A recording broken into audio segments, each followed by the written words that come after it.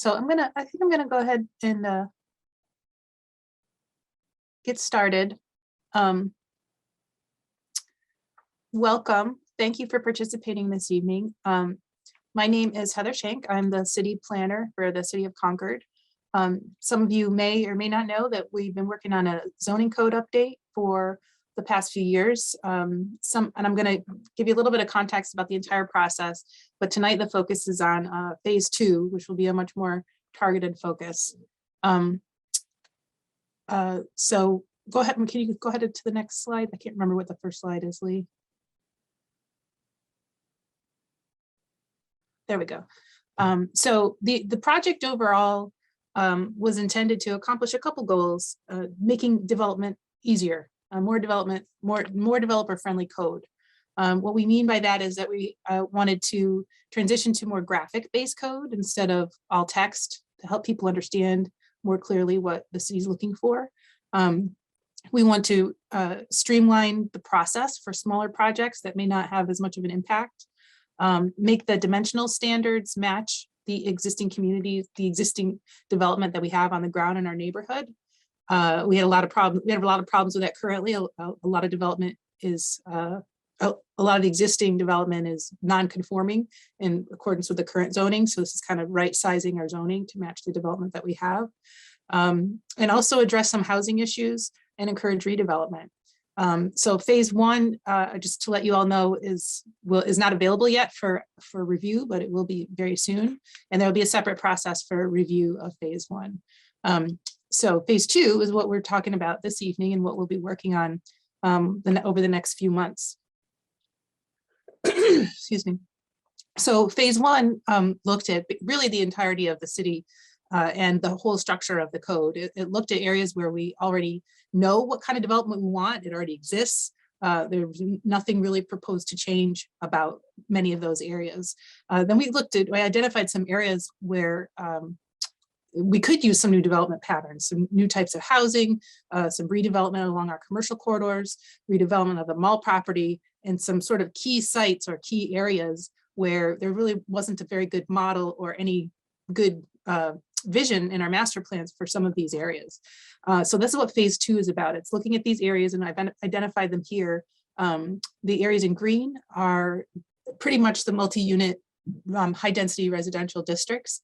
The areas in the brown are the local commercial corridors. So you can see I have Loudon Road and Fisherville Road highlighted, and tonight we've hoped to get feedback from the Fisherville communities for targeting that area. The areas in yellow are basically the gateway performance districts, all of our regional commercial districts. So that looking specifically at the mall site and some areas like that. And then finally, what we're proposing is a sort of a new district, a flex industrial district. So we're leaving all the existing industrial districts pretty much the same. We were looking to create a district that had a mix of uses that we don't currently have in the city. The OFP is a district that we have that's basically intended for office parks, which nobody's really building anymore. So that's a district that was not super useful. Then the Southern Opportunity Corridor Performance District is another area that we just really didn't have a good plan for how to get to where our master plans say that we want to be. The OFP is also down in the Garvin's Falls area. And then we looked at the Whitney Road industrial area, because a lot of folks had come to us with different ideas about what to do with that property in light of all the development that's happening with the grocery store up on Whitney Road. So a couple different proposals been suggested to us by different parties. So we thought we'd look at that and see, does the community want something other than industrial there? And so that's the flex industrial district. That the Rivco site would also fall under that category as well. So phase 2, the process that we're gonna undertake here. The first step of that was the preparation for this in the meeting and some of the base plans and the maps. So that we've been working on it for a few months now, and now we're at the visioning phase, looking for the public outreach for the visions of some of those areas that we want to look at, but we don't really have anything in our master plans or we wanted to reach out to the community to find out what types of redevelopment ideas or visions we generate in the community. Step 3 is going to be picking these concept sites that the consultants and I have identified to actually show what the implementation of these visions would look like on the ground. So that'll be in a few months long process for that. And then finally the code, the actual ordinance requirements that come out of what the community's told us that they want to see. And you know, between that conversation about the design and what we would like to see implemented, the code will come out of that. So can you go forward one more slide? So this is a kind of a timeline, whereas phase 1 was really most of the bulk of the code and the administrative functioning of the code. Phase 2 is going to be a much quicker process and much more targeted on specific areas. But basically, we've done 90% of the work, and we just need to finish up these last few districts that we wanted to do public outreach for. So we're right in March, we're in the visioning session at the end there. And then phase 3, we've got April through June, excuse me, with another series of public outreach sessions in the end of June to look at those concepts and see how they look on the ground in our community. And then phase 4, we'll be drafting the code. At the end of phase 4, and the process of, you know, public review and revisions, that will be combined with the phase 1 and hopefully adopted, you know, towards the end of the year after it gets all put together. I'm giving a lot of information, so please feel free to interrupt or ask questions. We will have can you fast forward one more slide? So we will have opportunities for input throughout this session. At the end of each of those focus areas that we're going to review, there'll be an opportunity to ask questions or you know, make comments or just be more interactive with other people in the group and with us, because this is a visioning session. We're asking the question, what could Concord look like in the future in some of these areas? What is our vision for some of these areas that are in need of redevelopment? So there will be little online polls throughout the session, and just to get some feedback. Do you like the direction that we're going? Do you want us to stay the same? Stay on the course that we're on, or should we take this new direction? And of course, there'll be ongoing opportunities to participate either online or through sending me emails or through the online portal. There will be an online document that you can fill out and either document what you've said in these meetings or provide additional insight or information or raise additional issues. So this is really about hearing from the public. We really want to engage the community, and these will also be recorded, so you can share them with others and they can give feedback after the fact through that method as well. So I would like to introduce our consultants. We have Kelsey Morrow and Lee Einsweiler from Code Studio in Austin, Texas. And they're going to take us through these 4 focus areas and some precedent images to help us understand, you know, is there a different vision, a different direction that we could go in some of these areas? What types of options are out there? Thanks, Heather. So we wanted to start with the multi-unit residential areas. This evening in particular, while we're going to look at some things along Loudon Road, we're going to concentrate more along Fisherville. So all of these green pieces up here are currently zoned for multi-unit residential. And so that's one of the areas that we'll be talking about. So in starting that conversation, I want to share this image. This is today the intersection of Fisherville and Borough Road. This is where the little pharmacy is. Here's the self-storage that's there. But there's a lot of vacant land on these properties.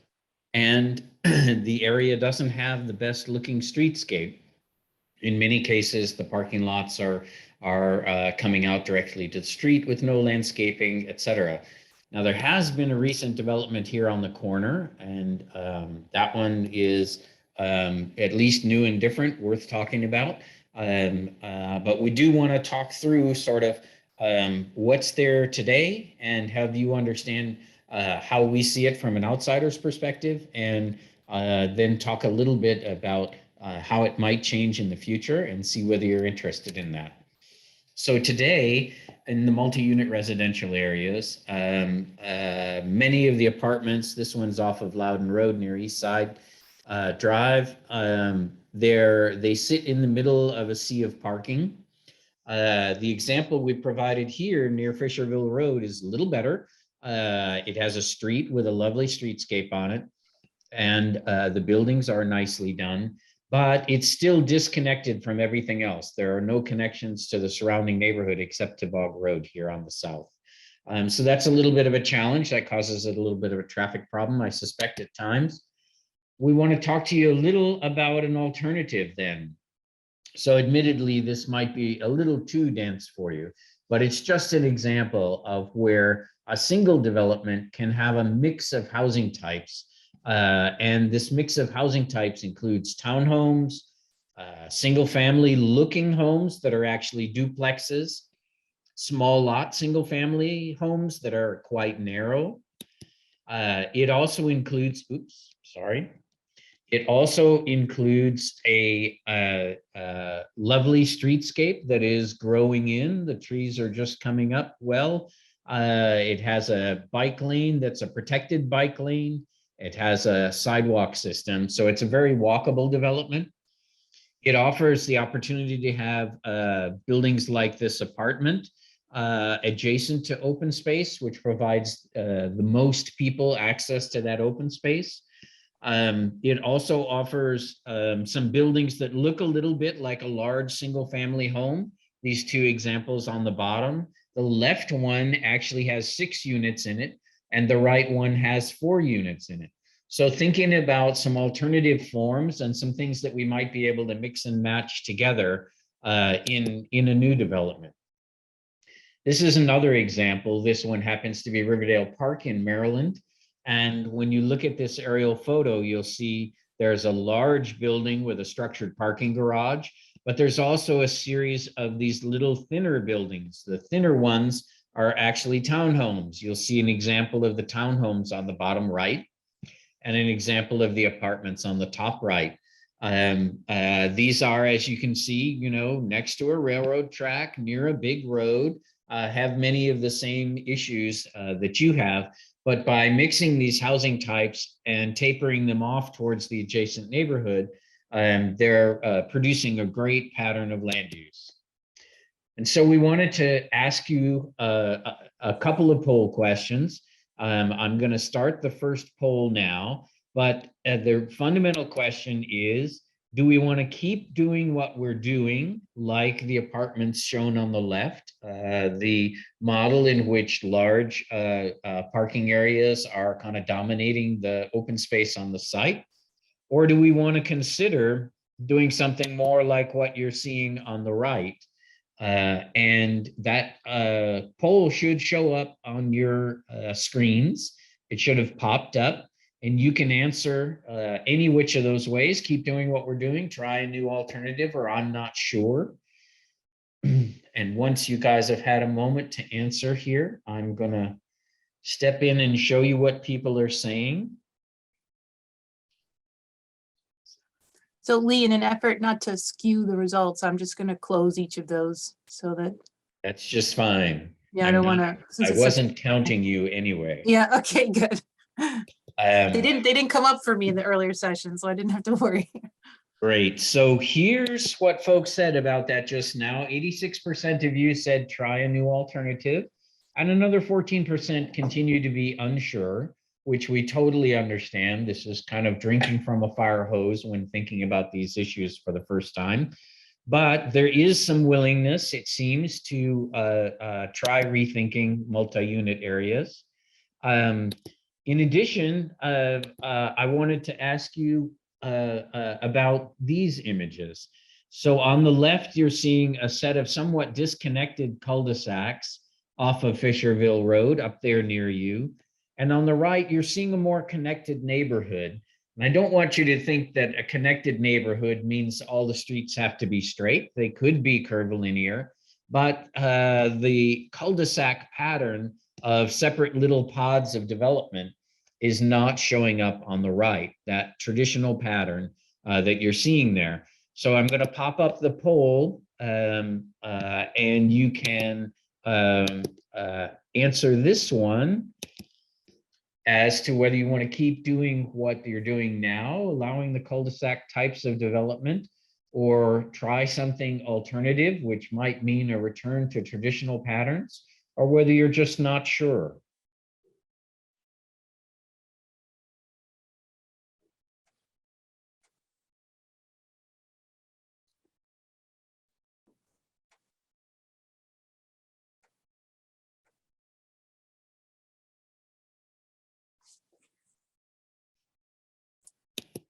All right, let's have a look at the results.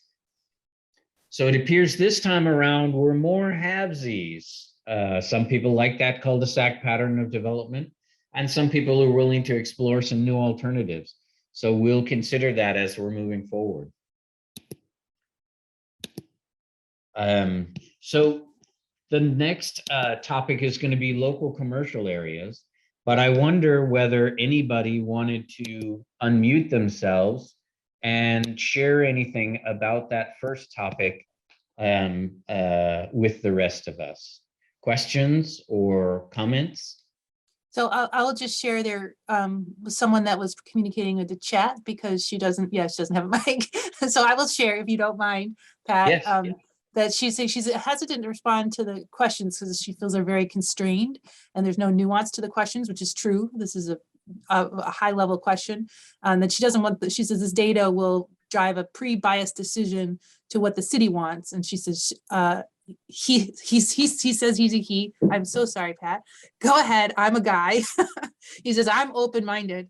And I want to point out that in conjunction with this comment, something that Steve Henninger, who participated earlier, said, he noted that, well, a lot of these areas are built out. And I pointed out, yes, that's true. A lot of these areas are built out, but we also have a lot of vacant land and people are consistently coming to us asking to do the same type of sort of multifamily housing that we already have, which is the kind of the old model. So part of this question is about like, hey, when we get a developer coming to town and he wants to take this, 4-acre completely vacant site, are we comfortable coding for something that would allow some of that higher density stuff with those different housing types, what today people are calling sort of the missing middle? Oh, I'm sorry, I didn't realize that my camera was off. But that's sort of the point, not necessarily, I mean, what's there is there and it's going to stay there until it redevelops. But the question is really about when we have new things coming in or when somebody does want to redevelop, do we want to allow them to do some of these things that we're showing you right now? Heather, could I hop in for a second? This is Alan Hirschlag. I'm here with my wife, Kathy Furlong.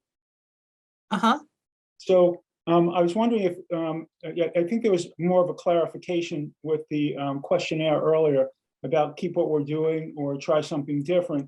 So it's not, am I correct in understanding that those are just two examples? We're not necessarily locking into right or the example for try something different. Try something different could be something entirely different than what's showing up on the screen.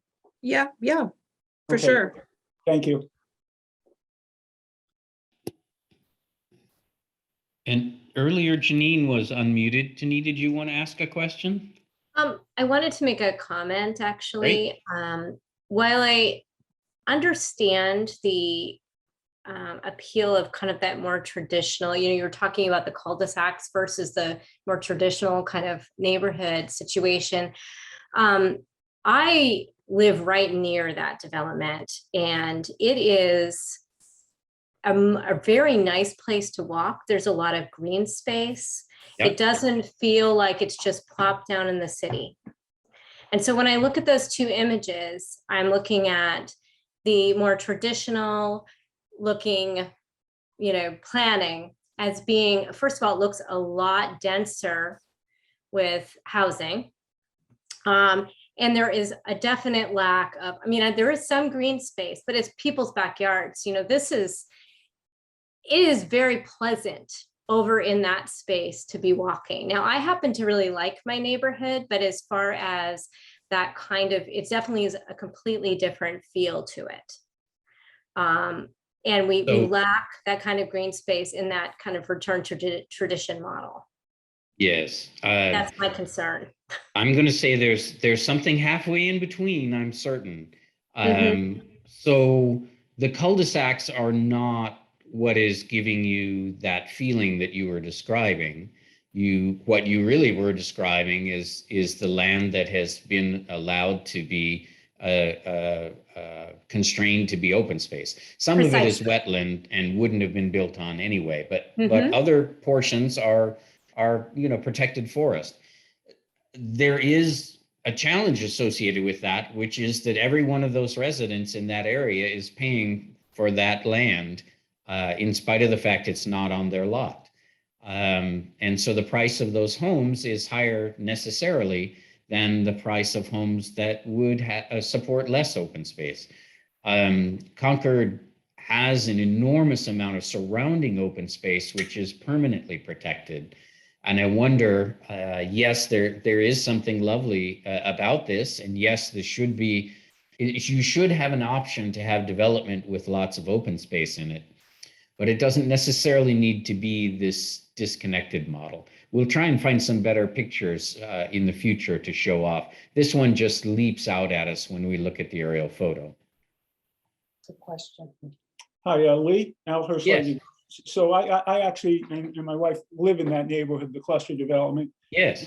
Interestingly enough, when it was built in the mid 80s, early 80s, it was considered a cluster development. And Yes. there was common land running between, all those circles and stuff.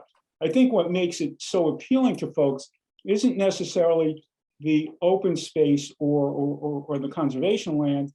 It's that there's so little traffic going through it that even though there aren't any sidewalks, people are very comfortable walking on the roads through the neighborhood. Kids are comfortable playing and riding the bikes and doing activities in the circles. So even though it looks disconnected compared to a traditional neighborhood, it provides a lot of opportunities for people to move around and to be active, even though they're not quote unquote designated areas. And traditionally you would think of those areas as being for vehicles. So where do you go for a gallon of milk or a cup of coffee? So that's where that's why I checked something different.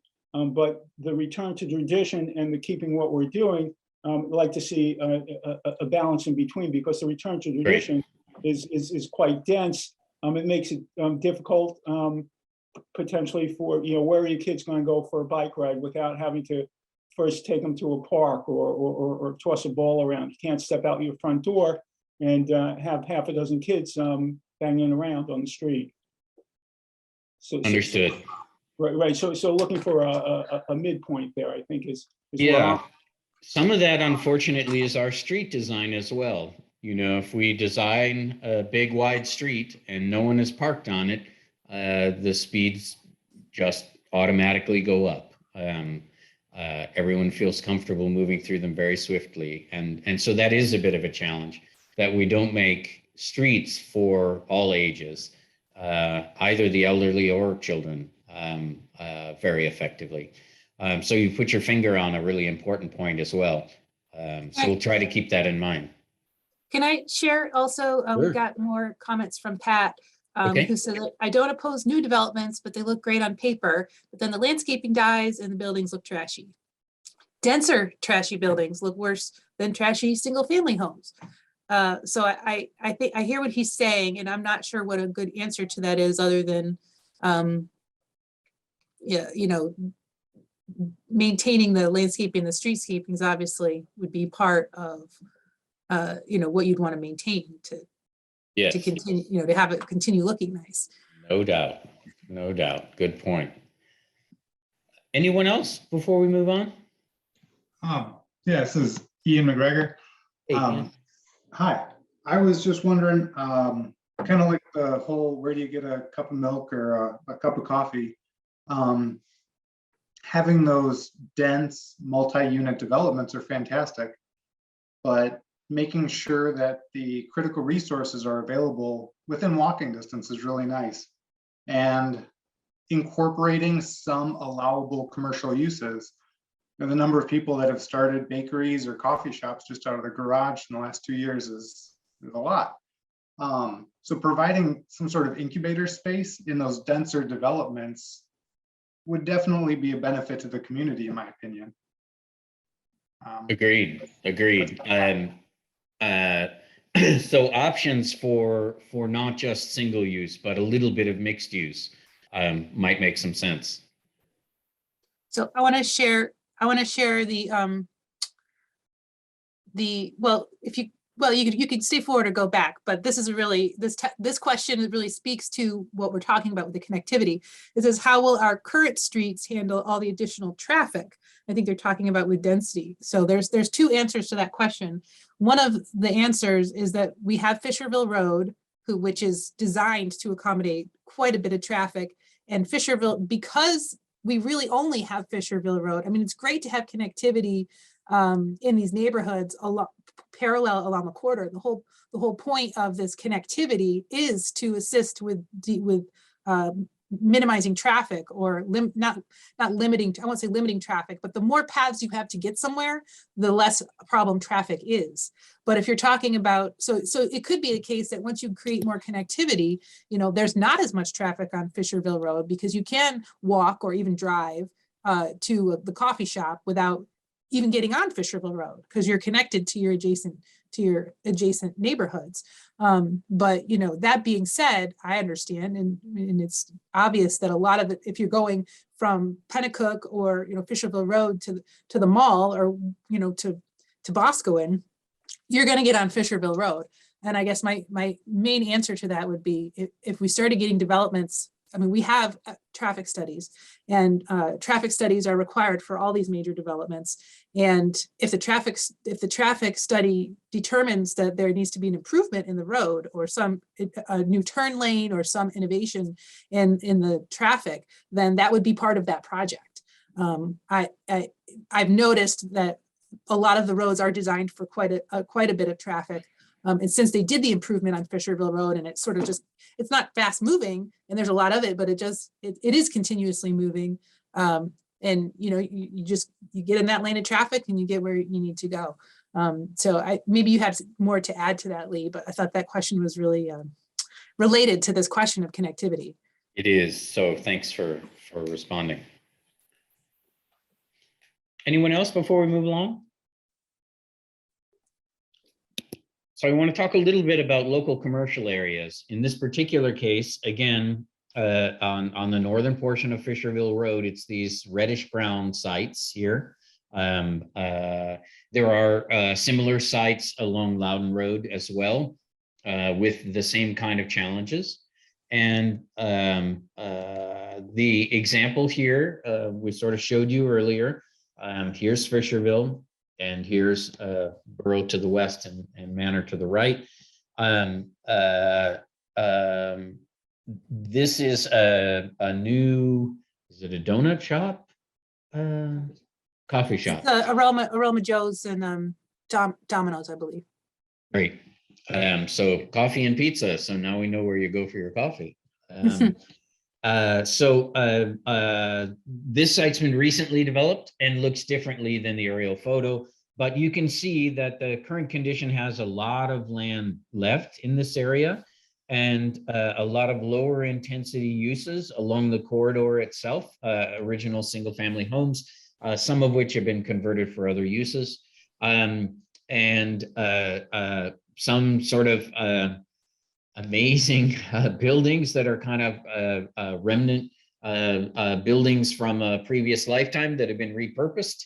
And this particular center seems to be quite lovely with the pharmacy in it. Great neighborhood serving use there. When we look at the existing conditions on the left hand, sorry, both of these are Loudon. Let me skip to Fisherville. On the left-hand side, there's the pharmacy, that project in that corner. And on the right-hand side, you're seeing the storage units to the rear, and that big repurposed building in the center of the site here. There's a modest amount of landscaping here along the edge of the parking lot. There's rebuilt sidewalks, which are great, but unfortunately we did put a signal pole right in the middle of our sidewalk. So I'm not sure where that handicap ramp gets you to, except to the right. Can't go to the left because there's a pole in the way. So there's a little oops that needs a little fix. On the other side, there's no sidewalk. There's nowhere for someone to walk along there. And that's a little bit of a challenge to getting around in this area. If there were some of these smaller shops and someone did actually want to walk to them, the existing conditions are working against them. So we wanted to give you some imagery of possible alternatives in terms of the development. On the left-hand side here is again Riverdale Park, Maryland. This is actually a Whole Foods grocery store. So a fairly big box, if you will, but it's fit in rather nicely to this neighborhood. It's only 1 story tall. It's got this component that looks a bit like a cafe on the front of it, tables sitting outside. The crosswalks actually are open and available to everyone to walk through. There's a bike rack, so there must be some bike activity here. Actually, there's a bike in the background. So a very pleasant pedestrian atmosphere. On the right-hand side is someone from Hyattsville, Maryland. This is a residential structure in the foreground, but there's mixed use in the background in this building. And the main thing about this image is that this roadway is as big as Loudon Road. It's 4 lanes wide. And Fisherville, well, Fisherville's only 2 lanes up there, isn't it? I think so. Help me out, Heather. Is Fisherville 2 lanes in that stretch? With a center turn lane, I think. A center turn lane, of course, because of the big turn onto Borough and Manor Road. It's a kind of a big road like this, but they make it very livable by planting landscaping, by separating the sidewalk from the street. This one actually has on-street parking with parking meters along it, which I assume suggests that this gets busier than we think looking at the picture we're looking at right now. So here's another set of possible alternative development ideas. Again, another sort of big box store, if you will. This is a grocery in the background, a Lidl grocery. Not as big, admittedly, as your biggest groceries would be, but still a good size. But a lovely streetscape, some green space, some parking out front, but not dominated by the parking. And on the right-hand side from Albany, a classic example of a series of stores that are chains that we're probably all familiar with. In this particular case, there's a Dunkin' Donuts and a Subway. Can't quite see what the third one is. But again, a nice space along the street, separation of the sidewalk, parking spaces, a bike lane on the roadway, street lighting. All of these elements are adding to the quality of that space for people who are visiting. And so we wanted to ask you another set of poll questions. And so the first is kind of, should we keep doing what we're doing, building shopping centers that are mostly auto-oriented, as this one on the left is, or are we willing to consider beginning a new alternative of some sort? And so have at it. Let us know what you think.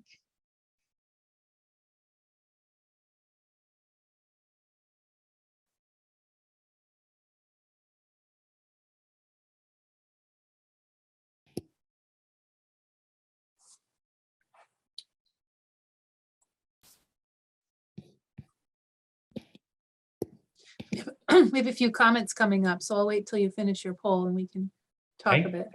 We'll pop it up here in just a moment. There you are. So it appears almost half and half, considering trying a new alternative and not being quite certain about these ideas. And so what have you got in your chat? Yeah, so I think this might be reflecting some of these comments in here, because these are this is very general and vague, and we're not necessarily getting into some of the details about how these spaces might function. So this one comment says, when it's 2 degrees in New Hampshire, parking near the building is important. So that sort of speaks to not necessarily understanding where the parking would be. And so the next question was, where do people park in Hyattsville? And so I think those are important questions that relate more to the design and how the space functions. Yes. So the answer is behind these buildings would be the parking for them. I'm sorry, I don't have an aerial photo, but we'll see some in a little bit that will give you an example, and I'll point it out when we've got one of those images up. So one of the that's a really challenges, good question. Yeah, the parking does need to be, close and Close to the convenient. building, for sure. But then the program of the building has to be such that it's accommodating people entering from the back, because the expectation is certainly not that you're going to walk around the block. The expectation is correct. maybe there's an alley cut through, or there's literally an entrance in the back. And that's how Yes. these places function. And it appears in this particular case that there is a cut through between this building and the first Yeah. commercial building, for example, to reach out back behind to parking spaces. So, Because people might also just park back there and just walk up to the street because they want to walk along the street. yes, absolutely. But they still And probably have an entrance in the back. the notion of the park once strategy, park back behind there and shop at 2 or 3 places, go for dinner and go shopping, etc. Whereas typically in the left-hand model, you might actually move your car because there's plenty of parking spaces close by the other. So you pick up your car and you move it over to the next one over. Yeah.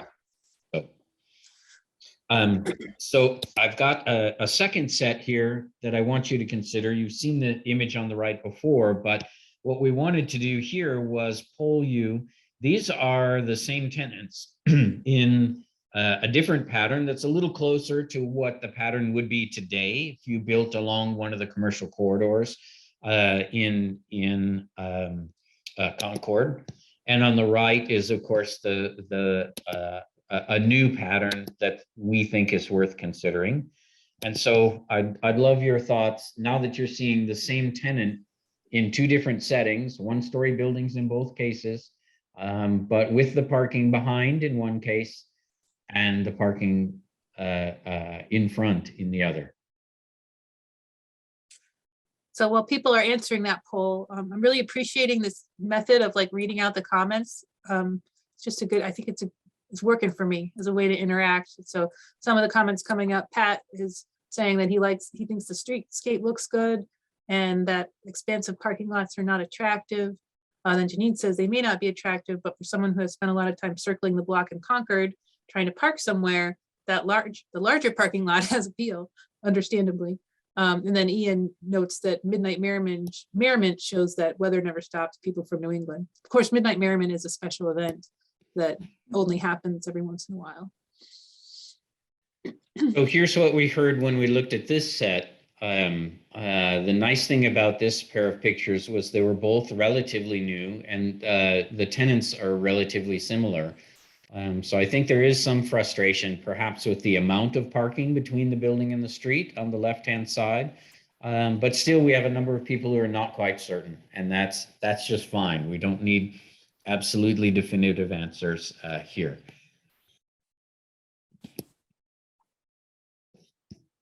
So did anyone have any comments that they'd like to make on that section about the local commercial areas that we were just showing? So, hi, Al Hirschlag again, I'll chime in. So just a quick correction, in front of the storage area and the garage and car wash, there is a sidewalk.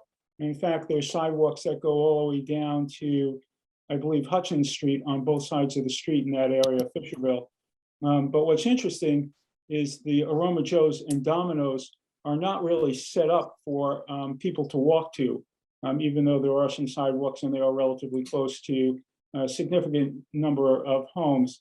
And also, I don't know if it's been approved or not, but where the car washes and the other building that was used for car repairs, there's an application, and Heather, I don't know if it's been approved yet, to take those down and convert them to storage areas.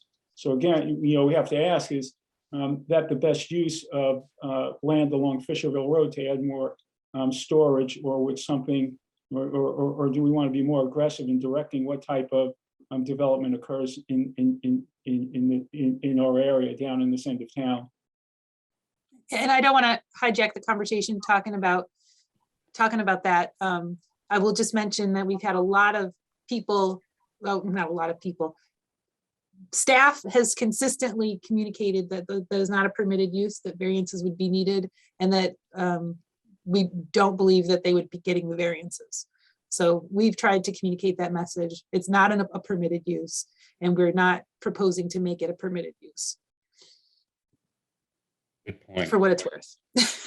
So, The other way. so we have to keep our fingers crossed that the zoning board agrees with you. As we always must do.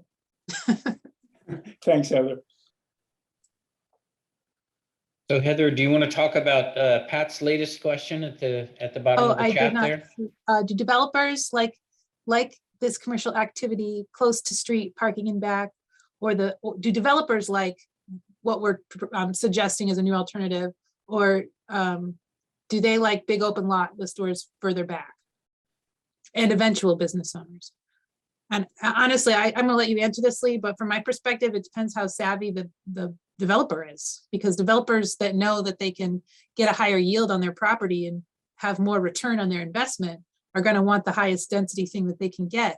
But developers who maybe aren't so savvy, they're very sort of old school, and that's a challenge that we have in New England a lot, is that we're getting a lot of people, they're just used to them, the empty parking lot is a marketing strategy.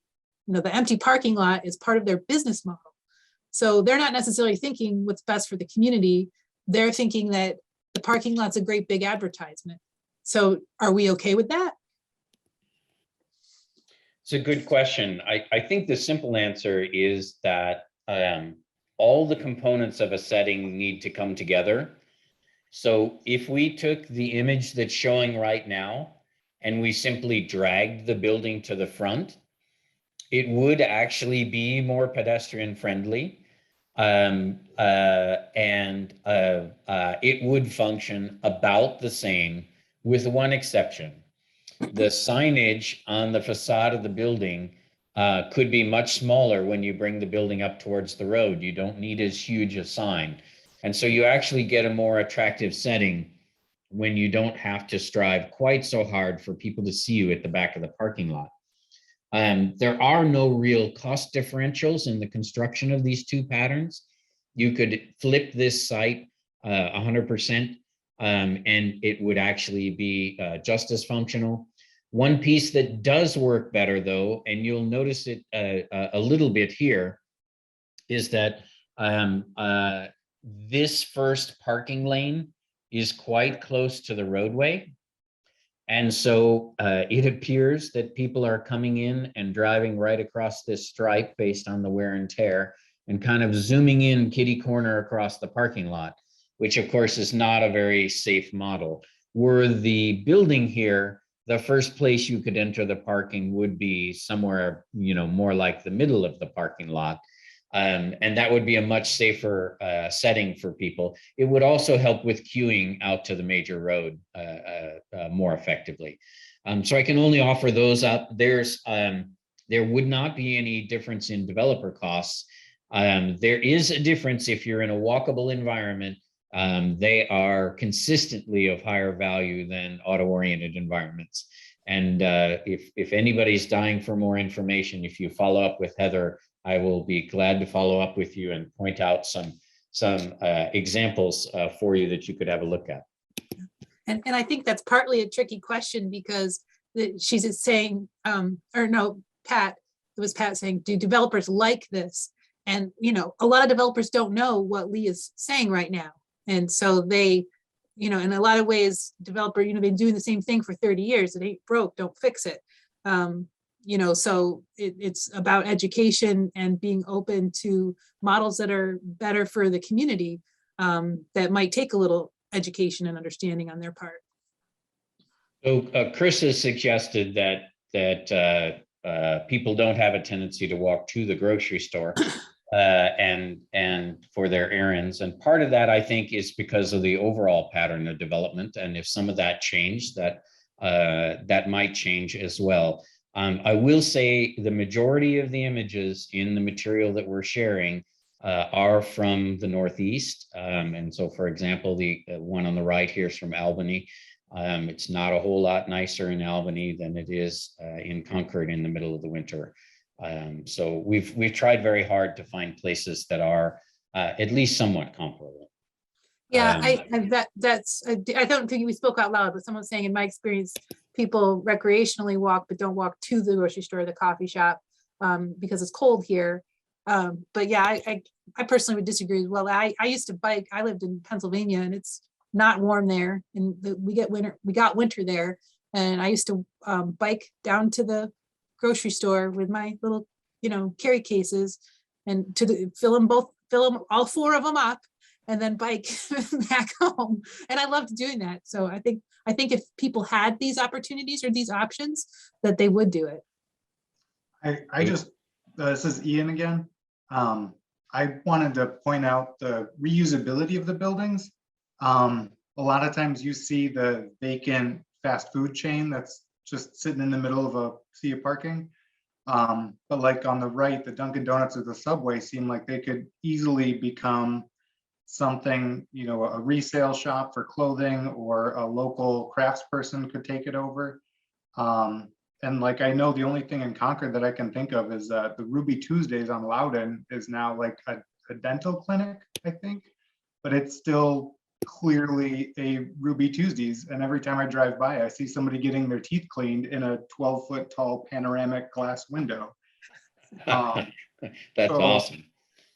I just think it's worth, not looking in the short term and thinking about, 20, 30, 40 years from now, what is this going to continue to be like? And is it a sustainable use pattern?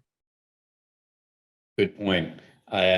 So anything else on this particular topic? And if not, we'll move on to the topic of the regional commercial, for which we're going to run down to the mall area and let you guys offer up some opinions on the mall area. Can I just respond a bit to what Ian just said?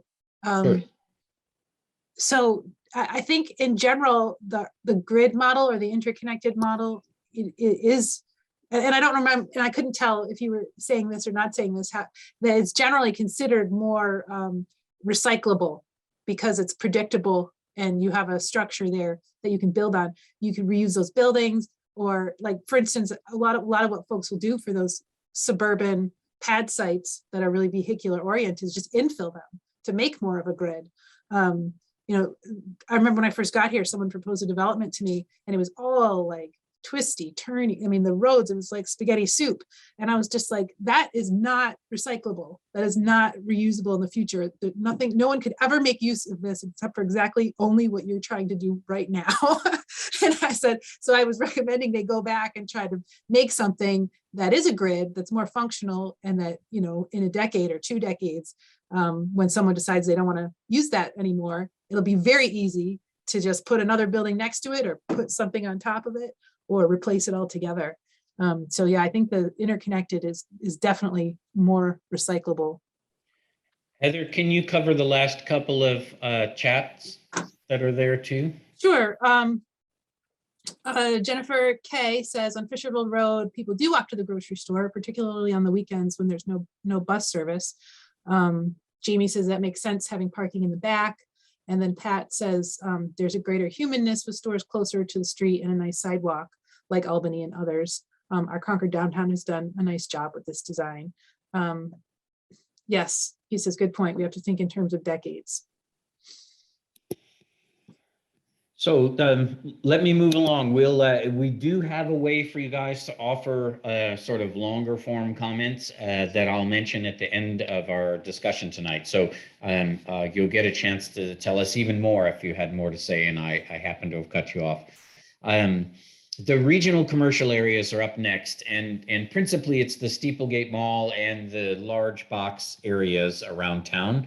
And so those include Fort Eddy, for example, and certainly the mall site. All of those today are gateway performance zoning. And so that's kind of the target for this conversation. And here's the poster child. This is not Fisherville. This is not Pennacook, that's for sure. So de Monte Drive, it runs right through and services the mall. It's a major road connector in between Sheep Davis and Loudon. And here are individual big box developments, some of which are doing better than others based on the number of parked cars. And as you all know, the mall is not doing well at all. And no cars are parked out front. Actually, there's one truck, I guess. So there is the need for some redevelopment here. We thought we would talk mostly about redevelopment of something slightly smaller, like one of the big box pieces, but we wanted to share with you what the area looked like first. So here's the Monte Drive, a significant through road, major turn lanes, signalization, nice landscaping on the sides, a little scrap of a bike lane that someone is biking there on the right-hand side up on the grass because the bike lane isn't big enough to really feel comfortable for them. Yeah, I don't think that's a bike lane there. I think that's just a painted shoulder. It's not an FYI. official bike lane. How about that? Yeah, yes, well, we do have some, so I just want to make that clarification. Yeah, That's yes. good. That's good. Clearly, the lane itself could be a little narrower based on the green car. The lane is wide enough for, you know, lots of Yeah. semis to go through the area. Right. It should be the bike lane is what we're saying. It should. It should. And on the right is the view towards the front of the Steeplegate Mall, which today is, you know, fairly well just a sea of parking. After this many years, the trees in the islands there look pretty good, but that's scant shade for as large an area as we're glancing through there. A couple of other examples on the left-hand side is Fort Eddy. Fort Eddy is kind of fascinating. Again, you know, kind of a big box model. The right is the street view of Fort Eddy. Not much tree canopy here at all in these parking lots. Lots of great parking and lots of great access. Some street trees along one portion of the road, but not necessarily everywhere. And again, the challenge of signage, which in order to see the Staples from the road means, you know, Staples has to have a ginormous sign on the facade of their building. And half of this building height is really just exists there to put a sign on, fundamentally. So we're looking at existing conditions in which these large boxes exist, as long as they're healthy and still in business. You know, it's an economic generator for the community. These places are the big box portions of them are still successful. The mall, not so much right now. So we wanted to show you a couple of examples of some other places. The first is Blueback Square in West Hartford. I don't know if any of you have visited, but the history of Blueback Square is that it was car dealerships and nothing but surface parking, et cetera, in the late 90s. And by 2015, it became a brand new, fairly intense mixed-use development. And today it looks like this. You can see that it contains mixed-use components where lower floors have certain things and upper stories have others. I can tell you just from experiencing the area that I believe this is the back end of the public library. You can see the steeple of the church. So it is a full-on mixed-use area.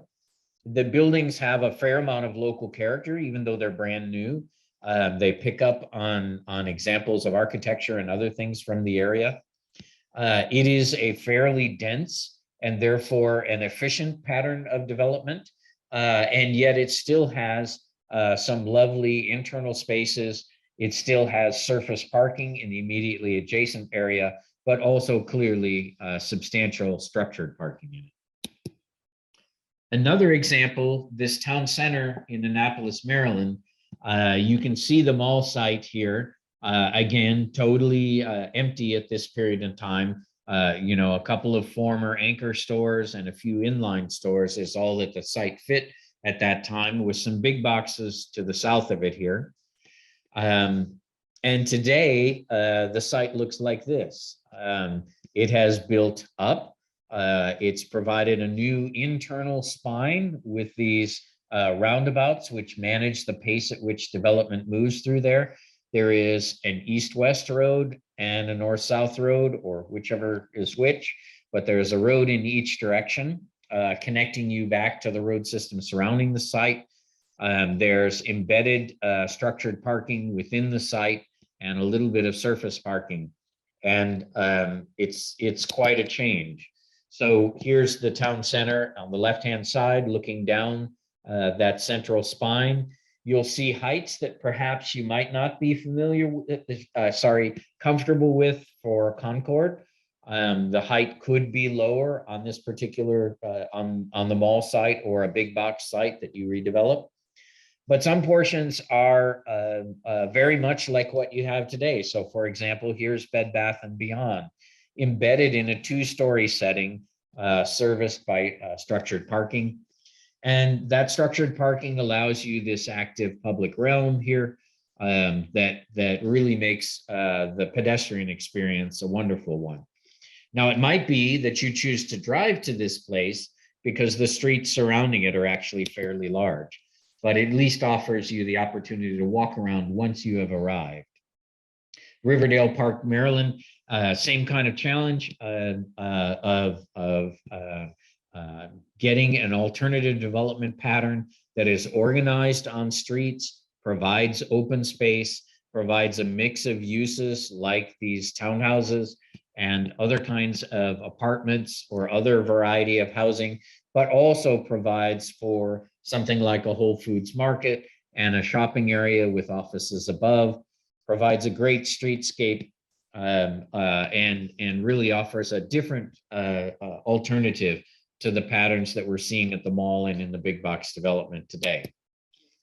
And so we just wanted to ask you in a poll here in just a moment, the same kind of question. Do we want to continue the pattern that we're using, perhaps making sure that it looks a little better by landscaping a little more effectively, but fundamentally leave the one-story stores or in the alternative, consider a pattern a little more urban in nature, based on streets with parking behind or in structures. So let me get that poll started for you. There you go. Do you want to keep doing what we're doing, try a new alternative, or are you just not sure?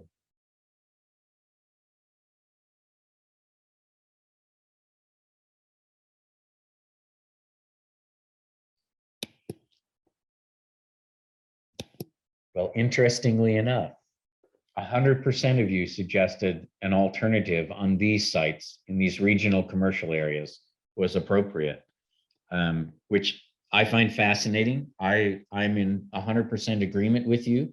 There's a lot of land area that we could do a lot of good things on in those areas. We would hope that perhaps these alternatives make sense. We have one more quick poll. Again, just a reminder, you're looking at the single-story version on the left of pretty much the current pattern. This is a high quality, but surface parked and auto-dominated example. And again, the blueback example on the right, that more dense kind of a place. And so let me throw the poll up for this one and see what your thoughts are when you're looking at it from the air. I'll just share that Janine says for the mall area in particular, she sees it as a reasonable alternative. And I think it's because the mall is just seen as so desolate. And it's desolate, but it's also surrounded by an incredible amount of infrastructure. So it can clearly support far more than is there. And there's the space to provide all these interconnections that we're talking about. Yes. So here you go, 86% suggested the new alternative is worth trying. And some folks are not sure, so we've got a little more discussion to have and some more work to do on that issue. Heather, did you want to have a look at what's in the chat? Yeah, Pat says, so when cities have utilized these denser systems of development, what goes wrong and why? Are these new designs higher risk for blight and empty windows? I'm not entirely understand the question, because I wouldn't say, I don't know if there's too many. They're actually these lower designs risk. have- I'm going to argue they're lower risk. Oh, than- I think he's saying if you build it and they don't come, what happens then? Or does that sometimes occur where you build this great big thing? Well, with the housing market the way it is right now, I can't imagine that happening anytime soon. Commercial usually follows housing. So when you add housing, you're basically adding a market for new development to occur. So the example on the right in West Hartford would only fail if it was placed in a place where there was nothing nearby and no way to get to it. Other than that, the example on the right does not seem to fail. As we've kind of pointed out before, some of the spaces are a little more recyclable, a little more reusable, and it seems more frequent. We see the model on the left age out and eventually be replaced. And in many cases, as they are replaced more densely the next time around. So you would begin to see more verticality and not just single story. You're not going to mow down one tilt up building and build another tilt up building. You're going to mow it down and build something 3 or 4 or 5 stories tall, for example. And then I have something to add to that as well, but he clarifies that he says, what I'm getting at is, does this higher density have a greater chance to fail than a lower density? And I would argue that the opposite is true. Yeah, so think about your downtown and ask yourself which failed, downtown or the mall. The higher density mixed use version downtown admittedly has had money pumped into it and to make sure that it was still alive and kicking. That beautiful streetscape is amazing. But in the end, downtown is much more successful. And I think if you look at the appraisal numbers, the assessor's numbers, it's much more valuable than any of the mall site, any of the big box sites. But that's cyclical. I mean, I remember as a kid when all the stores moved out of downtown and Yes. out to the outlying areas. Yes. So yes, it would be, I mean, there's no guarantees. We hope that this other model retains businesses better than the mall model that we saw take over the downtowns within my lifetime. The challenge now is, of course, that especially straight retail is, moving to other platforms that have nothing to do with either of these sites. They just ask the question of, can I get delivery here or not? That is threatening retail everywhere. Retail is shrinking. Arguably, office is shrinking, but amazingly enough, not in many places. In strong office markets, it does not seem to be shrinking due to the pandemic, even though it was empty for a fair while. And there is high housing demand fundamentally across the country. So typically we can keep these things full. Can I jump in on that too? Sure. So part of that's partly why incremental development is what occurs. Like some places will actually rezone a site like the mall and put streets and roads in it. And so they break it up by creating that grid arbitrarily. Well, not arbitrarily, but they create that grid and so then a developer can come along and say, oh, I can build out this block, or I can build out that block, and they're not taking over the whole entire site. But big development firms, big firms that do this, because there are firms that do this, what we're talking about, they have contacts and in the industry, and they will set up users to be in the development. So they may do a phased development where they're like, okay, we're going to build these 2 buildings right now, and they have people working, filling those spaces and getting tenants in there to make it work. And so they have those resources to be able to do that. And then when that's successful and filled, they'll go to the next, block or phase or whatever it was. So it doesn't just pop up all at once. I just want to share really briefly. I did a internship study abroad in Spain, partly about this type of development. And what they do in Vitoria, where I was in, it's very high density city. Everything is 6 to 7 stories. It's similar to the picture that you would see on the right, all across the city. The outskirts of the city, where the green belt is, everything outside of it is just farmland and just green. There's no suburbs, there's no houses, it's just, fields. And there's this belt, this green belt, and all inside the green belt is all the new development. So all the new 6-story buildings, and what they've just all been built in like the last decade, is like 6 or 7 stories of apartments that are not filled yet, and all the first floors are empty. They're just like garages. They're just all empty. And so as the population increases, they fill these buildings, and then they fill those units. I mean, it's fascinating. It's not like anything that would happen here, but that's how they're planning for their growth. Is they build, I can't even tell you how many, like 12 or 15 or something of these giant 6-story buildings with first floor retail, and that they're going to fill up eventually. You can find the ones that are filling up and just go down the road. Like, okay, these ones are completely empty. These ones are half full. It's really, really fascinating because they know they're all going to fill eventually. It seemed that perhaps Jacques wanted to say something. Ian is trying to speak now. I'm not sure. I just wanted to mention, I've had an opportunity. I grew up in kind of 2 different towns outside of Milwaukee and outside of Cleveland that both had these town center type developments. One was greenfield and one was infill development.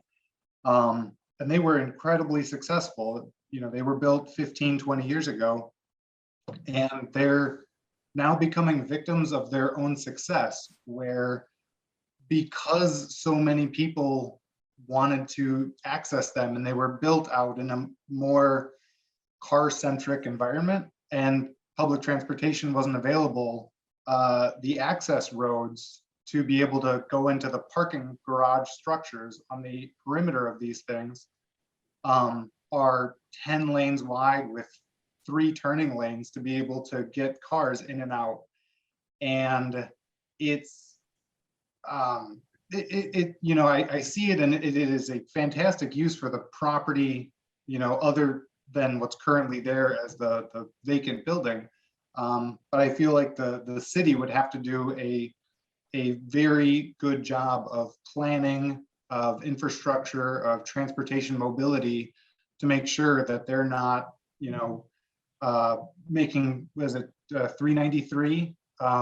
Having to be expanded that because of the exit 3, so many people are trying to get onto Shoot Davis Road to go to this type of thing. So with a development that's that intense, or a shift from low density to high density, the infrastructure is key from my own experience. Great point, Ian. Thanks. Jacques, did you have something you wanted to share? I'm not sure who you were talking to. Oh, Jacques. I think that's Rick Jakes, to be honest with you. Sorry. No, it's okay. You wouldn't know. He's muted. No, thank you. That's Rick. Hi, Rick. Yeah, Thank you, Rick, and sorry for using your last name. Like, who's he calling Jacques? I know. It's okay. I've been called worse. Understood. I'd like to take the opportunity to move on to the next section. We have another sort of interesting topic here. And that is these industrial flex areas. So these are the darker blue pieces that you're seeing on here. Most of them are office performance, but a few of them are OCP as well. So the two that we're going to look at are this one in the south and Whitney Road up in the north. And the existing conditions are fascinating in these places. So this one, for example, I don't know if you've been down in the middle of this anytime recently, but it's kind of a mess. It's all broken up by a rail line, and you know, Hall Street runs through and has the hotels on it. But you know, the next block over is the Turnpike. And on the west side, Main Street is difficult to access because the topography is so extreme. And so, oh, and don't forget the wetlands in the southwestern portion of the site. So this is a really fascinating area. And yet it has some interesting things that we'll talk about in just a minute. For those of you in the north, of course, the Whitney Road example is much more appropriate. So this is the Wheelabrator site here, and up on top of the bluff is a bunch of land that's just waiting to become something. It's industrially zoned and could fit into this flex idea. So we wanted to show you some of the existing conditions. The southern one is kind of fascinating because, of course, a portion of it's historic, and there are a number of old buildings that might have a future life. The northern one along Whitney Road, we're showing you the sports center only because it kind of orients you to where the site is. But up on top of that bluff are amazing views right across the river. And the other side of the river is quite flat, and the bluff sits along here. And there's a small road that reaches up to the top today. There used to be a road there, and so there's still a road bed, but no real way to access these sites. So they're a real opportunity in the future. And so here's an example of some of the kind of reuse that you might see down in the southern area. This is an example from Austin, Texas. Sorry, I just happen to be familiar with Austin because that's where we're at right now. Small warehouses, a whole bunch of them that, I don't know, they made window screens and sliding doors and all kinds of things in these places. And you can see that it sits in a sea of other industrial. And yet it's been converted to a whole series of uses, including a sake company, a distillery, and a brewery. Tesla's even opened a showroom for their cars there. So a pretty intriguing place. And here's some visuals of it.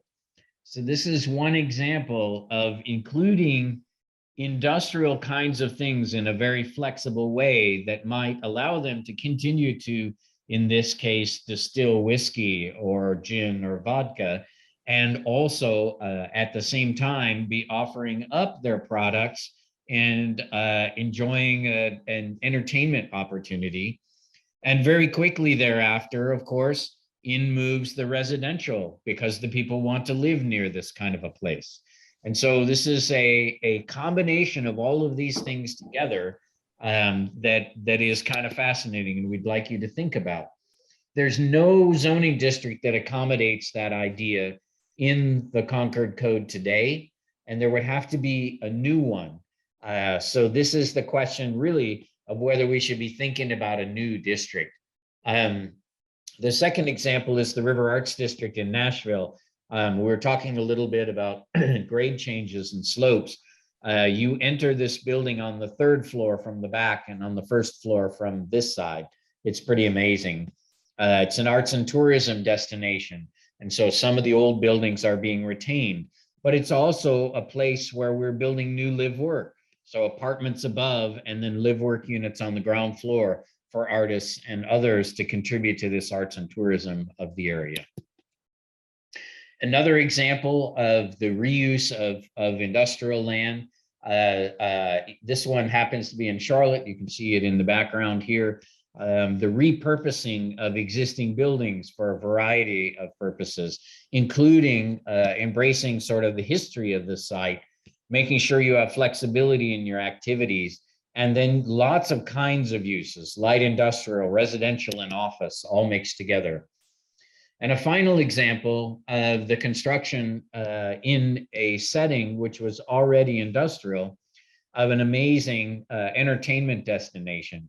This amphitheater is here in the aerial photo, and you can see the flexible activity spaces filling up at night. That's this plaza that is being used for parking during the daytime and has become an activity space in the evening.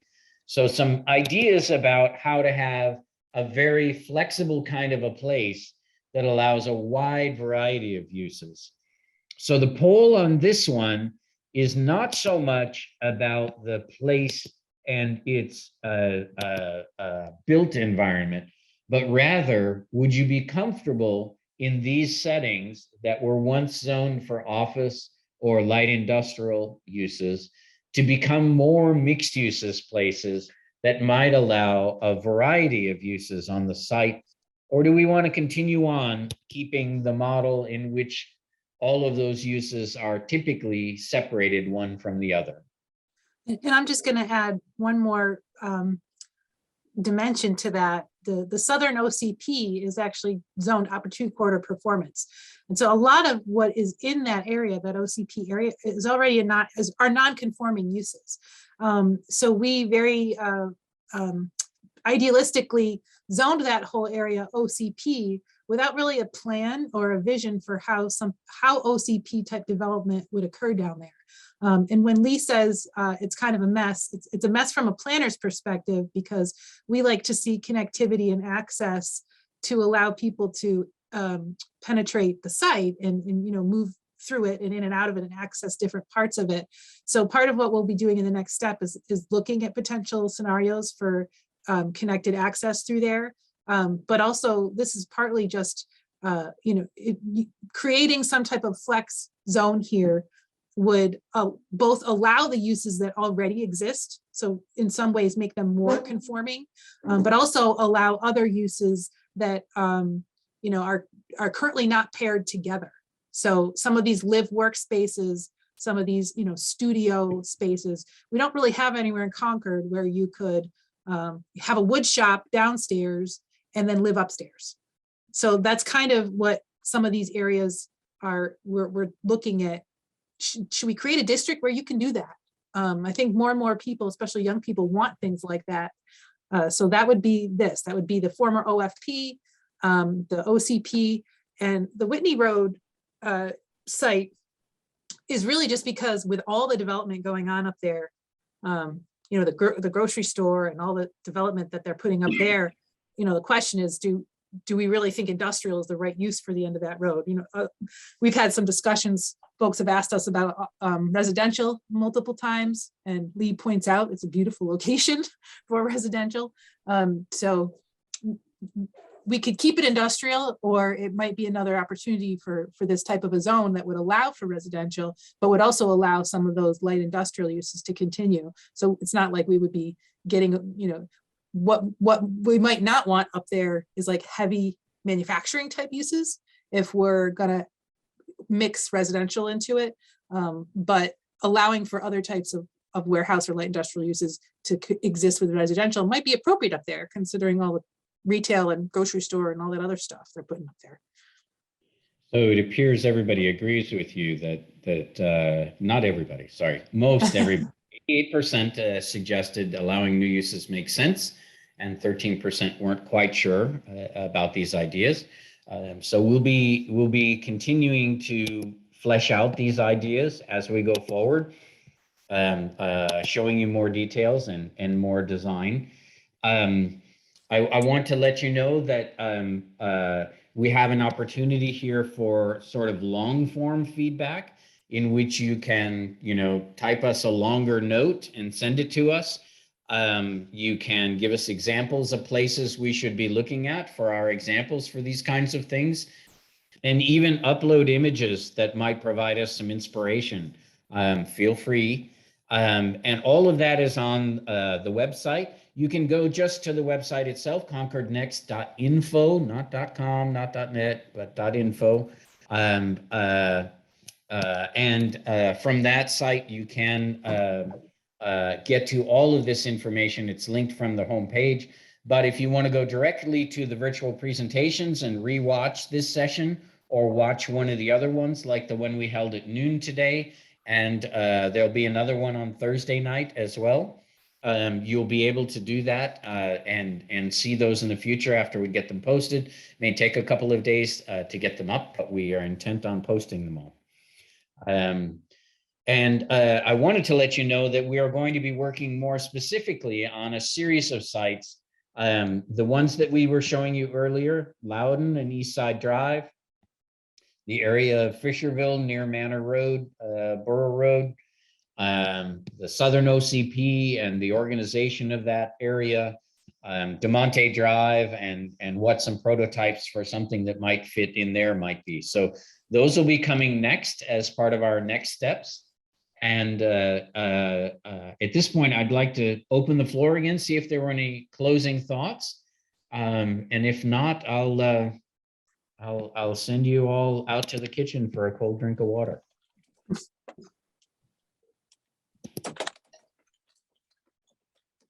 Anyone? We got a couple nice compliments in our chats, and I'd just like to thank everyone. I think this was really, I love this conversation. Having this many people allowed us to really interact, and I appreciate all of the participation that people gave in the chat and that spoke up. So thank you for coming. We appreciate it, and we'll see you again in a couple of months with some more information. Looking forward to it. Excellent. Thanks, everybody. everybody. Have a good evening.